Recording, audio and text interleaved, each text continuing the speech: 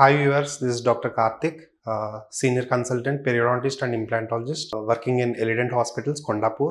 Our branch is located at KPHP, Manikonda, Banjara Hills. ఈ రోజు మనం మాట్లాడుకోవే టాపిక్ చాలా ఇంపార్టెంట్ టాపిక్.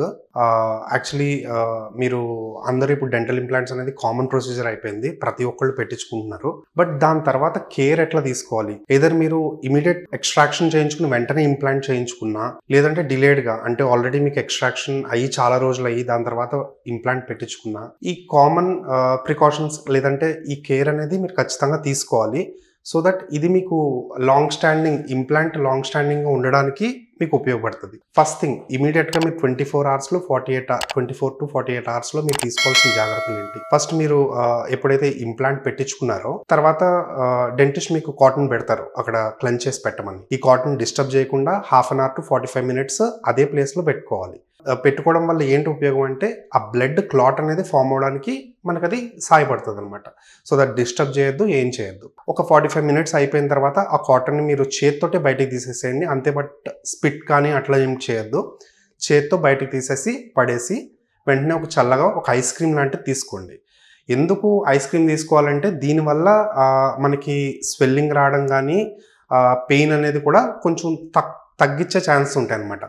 ఈ ఐస్ క్రీమ్ కానీ కోల్డ్ థింగ్స్ తీసుకోవడం వల్ల ఏమవుతుందంటే వ్యాసో కన్స్ట్రక్షన్, అంటే ఇప్పుడు మనకు అక్కడ చుట్టుపక్కల ఉండే బ్లడ్ వెజల్స్ ఏవైతే ఉన్నాయో ఆ బ్లడ్ వెజల్స్ని సర్క్యులేషన్ తగ్గించేటట్టుగా మనకి ఇది కోల్డ్ అనేది హెల్ప్ చేస్తుంది అనమాట.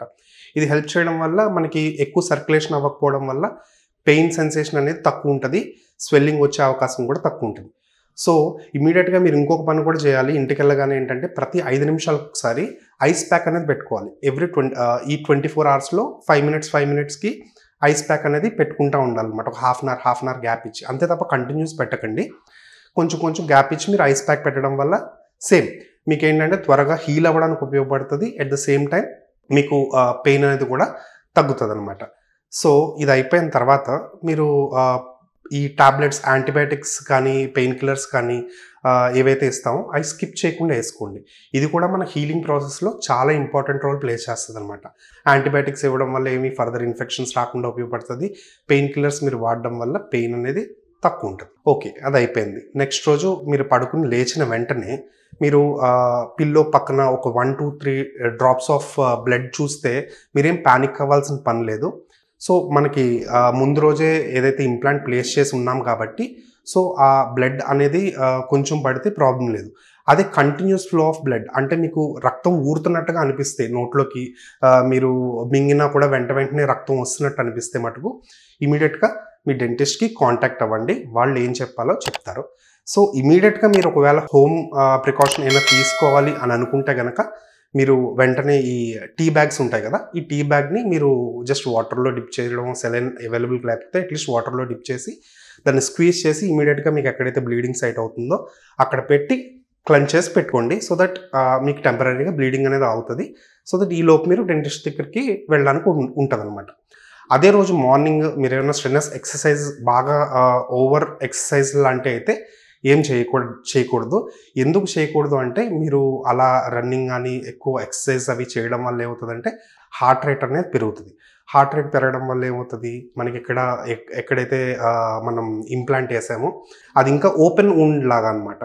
సో అక్కడ మనకి ఎక్కువ బ్లడ్ ఊజ్ అవ్వడానికి, లేదంటే ఆల్రెడీ క్లాట్ ఫామ్ అయింది కదా ముందు రోజున, ఆ క్లాట్ అనేది డిస్టర్బ్ అవ్వడానికి కానీ అవకాశం ఉంటుంది అనమాట.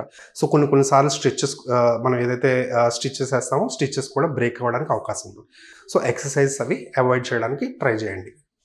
మైల్డ్ వాకింగ్ లాంటివి చేసుకుంటానంటే నో ఇష్యూస్. ఎక్కువ స్ట్రెస్ఫుల్ ఎక్సర్సైజ్ అలాంటి మటుకు అవాయిడ్ చేయండి.